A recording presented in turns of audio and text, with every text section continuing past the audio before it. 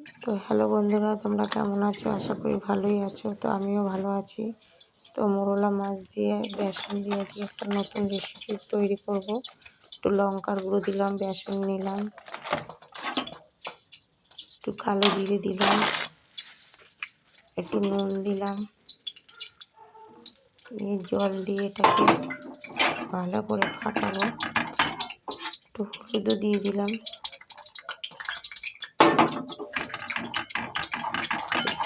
সব রকম দিয়ে এটা ভালো করে ফুটিয়ে নিলাম। তো এটা ভালো করে ফাটানো হয়ে গেছে। তো মোরলা মাছটা আগে ধুয়ে রেখেছিলাম, ধুয়ে নুন হলুদ মাখিয়ে রেখেছিলাম। এখন গরম তেলে এক এক করে ছাড়বো। তেলটা আগেই বসিয়েছিলাম। তো এটা রাত্রিবেলা গরম ভাতে আমাদের খাওয়া হবে। তো লঙ্কার গুঁড়ো দিয়েছি বলে একটুখানি খেতেও ভালো লাগবে।